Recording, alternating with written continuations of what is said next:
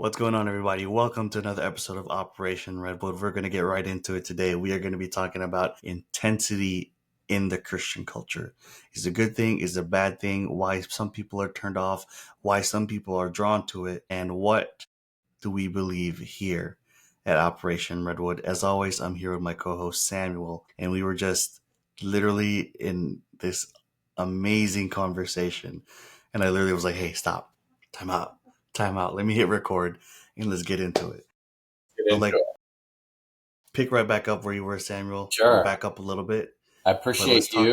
I intensity. appreciate you. And I want to thank you for your intensity. And what we were talking about is how people are conditioned in our culture to think about intensity as a bad thing. So, generally speaking, we can call that toxic male. So, the warm, soft, pudgy, feminine, round faced, fat bodied, excuse my language, and boobs, right? All of that is what the culture tells us is safe. And I want to share with our listeners, listen, trust me, I get it. Like there's something that I sort of see, and I'm going to let you into my mind just a moment. Like when people tell me that they don't like Donald Trump, and you don't have to like Donald Trump, trust me. Like there are tons of things I don't like about Donald Trump. But when people have this vehemence and hatred towards him, my brain goes, you had a man in your life that was a horrible prick to you. Mm. Intensity has been misused in our culture through abuse. So the equivalent is if a man is being direct and firm and maybe raising his voice and expressing his manhood, people assume that is going to be violence and anger and hatred. And there's good reason for that, right? Men have misused their intensity. Yeah. But it is a perversion. It is sinful to think somehow that softness is godly when it comes to manhood. Jesus was not a limp noodle. He never was. He was absolutely loving and passionate, emphasis on passionate. But he said just crazy, intense things to people. People, like, he would go different places and people would want to stone him to death. Like, you don't get that reaction if you're like warm and fuzzy, by the way. Just saying. Right? You're just blending in, trying to be Yeah. nice. Yeah. Like there wasn't anything about Jesus, in my opinion, that was nice.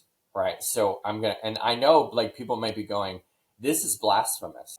Well, I'm asking you to consider, like not you, but people that are listening, where did you get this belief that Jesus was a warm, fuzzy amulet that you could rub in your pocket that's going to make you feel good all the time? Mm. Where did that come from? Because Jesus didn't make people feel good all the time. He called them to repentance and wholeness. He said, I'm going to split families up. I'm going to put mom against son. I mean, come on. This whitewashed Jesus is just not true. None of it is true. The most accurate interpretation of when, because it's nice, right? It's nice and warm and fuzzy to think of Jesus as like this carpenter that's like at home and peeling wood chips away. Right. The painting you see at Sunday school where it's like a warm, fuzzy lamb he's holding. And a more likely translation for carpenter would be like a mason worker, a stoneworker. I mean, the man was probably ripped, and anybody in that generation was probably way more ripped than we were. Like, I just don't agree with warm soft. So C.S. Lewis, and then I'll pause and give you some room to jump in here. But C.S. Lewis said about, now this is about God, but remember that Jesus is God's son and he is fully God. In a storybook, in The Lion, the Witch, and the Wardrobe, a child was asking before he met the representation of God in that story represented by a lion, and someone asked, is he safe? And the answer that C.S. Lewis gave through a character is, oh, my child, no, he's not safe, but he is good. And we have turned Jesus into something safe. And that's terrible. It's terrible. Dude, when I realized that Lion Witch in the Wardrobe had so many parallels to like the Bible, Yeah. I was like, oh my God. I like it even more now. Yeah. Yeah, that's my favorite line from that entire series. Is Yeah. he safe? Oh, no, of course he isn't safe, but he is good. And we've equated safety with as being more important than goodness. Now, don't get me wrong. People need safety. And if you aren't safe, and this is going to tie back in, if you aren't safe, if you've experienced men misusing their power and passion and authority, yeah, you do need safety. But it's a twist, a mirror image to want men to always be soft and safe. It isn't in their character. They should be good. We want men to be good, but they should not always be safe. And that's a problem with today's culture when they've demonized intensity. You know, I was talking to my pastor about it, and just right before we hit record, I was sharing you the story where someone called me intense. And you know, when my pastor asked me to lead a small group, a men's group in our church, I was like, I mean, I'm down, but I'm gonna let you know that this is what has been said about me in the men's group that we run for Operation Redwood. I said I was a little bit intense and this and that. And I'm like, I don't, you know, that's the dude's opinion. I'm not, you know, I'm not losing sleep over any of that. But I felt like it was right to let him know just in case he might think, you know, he might have some other guy in this group complaining about, hey, Angelo's kind of crazy. What did you have him lead? You know, why did you have him lead? So I told him that, and he's like, don't you think I know that about you? His response just caught me off guard. He's like, don't you think I know that about you? Why do you think I asked you to do this? Why do you think I asked you to run this small group? And then he's like, next time someone says you're too intense, he's like, I would argue you're just passionate. So next time someone says you're too intense, ask them, what are you passionate about? Yeah, and I followed this up with you when we were just talking about it. Like, so I believe because I've been called the same thing. I've been labeled intense Yeah, lots. yeah.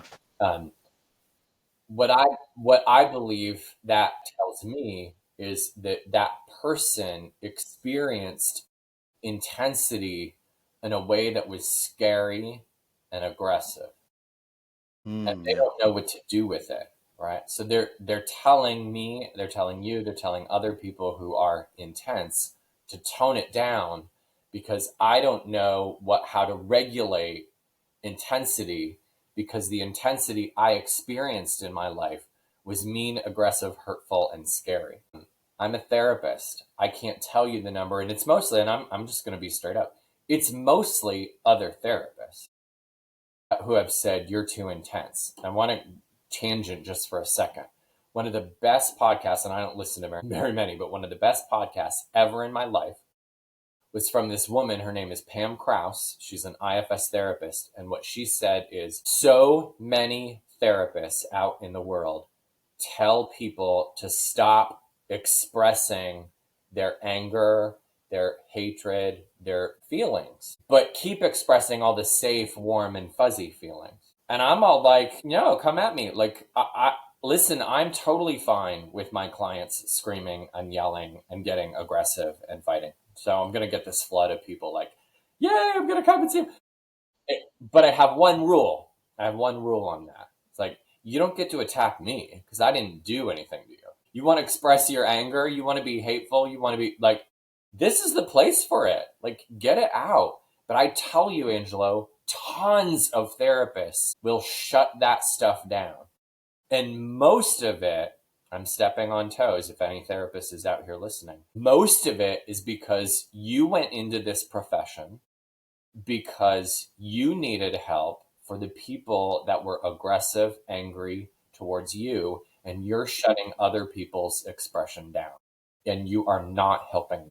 So what would be the benefit? What's the counter argument to that? Like, why are they Shutting it down. condoning? Yeah, like condoning, like, yeah, be soft, be warm, fuzzy, all this stuff, but Because that's what our tone culture down the. tells us we are all supposed to be, is warm and loving and kind and appreciative at all times. So that's kind of what in the therapist world, like that's kind of the push towards that. Yes. Yeah, absolutely. Right. And my emphasis is, listen, I'm not trying to create aggression in people, but if you Mm. can't express it in therapy, there's nowhere else in the world that you're allowed to do it. Wow. Allowed, right? Right. So my goodness, like how is someone going to heal from what they're carrying and holding if they can't even do it in therapy? Now, yes, there are tons of therapists out there. Don't get me wrong. I know many of you are more than welcome to receiving hostility and aggression, but I'm telling you, because I've received it myself from other therapists. I was in a group. This woman asked me, "How are you doing?" And I told her honestly, and she's like, "I don't like how you're talking to me." And this was my response. And I said, "Then stop asking me how I feel, because I'll tell you. Please stop asking me. Like, what do you want me to do? You're putting me in a double bind. If you want to know my experience, like, so stop asking." That's the most ridiculous thing I've ever heard someone say to me is, "I don't like how you respond. You're a freaking therapist. Please never ask me again how I feel. Are we cool?" And that was the last time you were invited to that conference ever again. That is correct. That is correct. I was kicked out. I've been kicked out of several therapists groups because So they don't want to deal with my passion. see, now I'm starting to draw these correlations, like things that I remember seeing on the streets, and this was, 20 what 2010, 2011, right when I started my law enforcement career. There is a huge need for mental health Yeah, professionals. right, And obviously now even more so because of COVID and all that stuff. But at the time, the hospitals couldn't hold all the patients.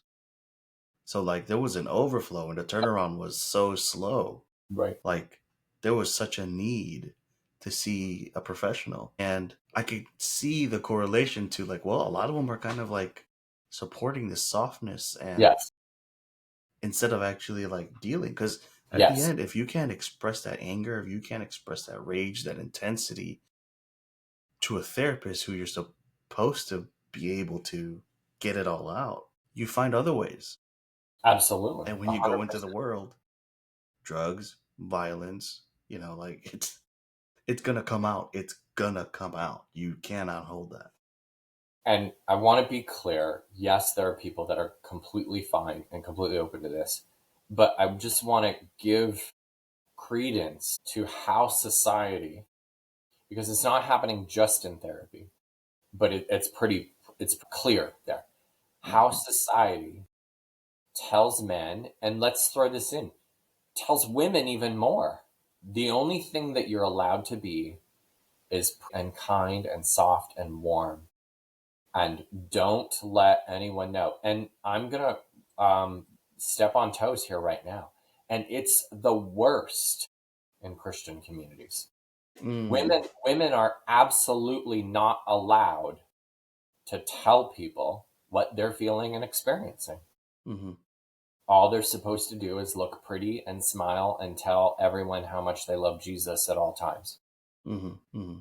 And it's created so much fakeness and a mental health crisis because like inside your head is going, "I know what I feel, but I'm not allowed to express it." I think that's part of why men, especially in the work we do here at Redwood and all the different small groups that we're a part of, it's so hard for men to open up because they're so used to just hearing the safe Christian answers. And if they were to say something otherwise, that fear of judgment of, oh, these guys are going to look at me different because I answer differently or Yeah, because I think differently yeah, or my opinion differs from them or my opinion doesn't come directly with scripture or the Bible. And it's really hard for men to take off that mask and share what's inside. yeah. 100%. And what is it that we think we know about the Jesus or Bible answer? It's coming through a lens of first century modern, and I don't even want to say Christianity, modern life. So every culture is going to express its Christianese through its present culture. So if you think you have the right answer, you have the right answer for your culture. But first of all, the church has been around for thousands of years. And secondly, it's in every culture. To think that you have cornered the market on the right answer is so foolish. And that goes for me too. Like, I don't have the right answer. All I have is the ability to wrestle with answers. So good. I love that we touch on this topic because I think this is such a present thing in our culture that needs to be uncovered a little bit. And this is not just a one episode thing. It's funny that, before, a couple weeks ago we were just talking about transitional spaces, and now this intensity is I think it's a natural progression of when you kind of wake up and you pull your head out of your ass, or you open your eyes to the matrix and you see what's really going on. That playing it safe and being nice will graduate into a level of intensity because your Oh, yeah. eyes are going to be open to truth. So that's a whole different game. And I think more men need to be equipped on how to deal with intensity, how to channel their intensity, and how to plug it into something that will actually be fruitful Yes. in a positive way, and not be something that it's a I can't control it and it's going to lead to bad decisions and that slippery slope. And I know we often end these discussions on, like, well, what's an action step? So, first of all, I'm just so thankful for having had this discussion because it's something I'm passionate about. Um, but a couple of things I want to say is, as men start entering into, and by the way, I think it is happening, right? When we've talked a little bit about, I always forget the guy's name, but his name's Jake something, and he's the boxer that Jake does. Paul.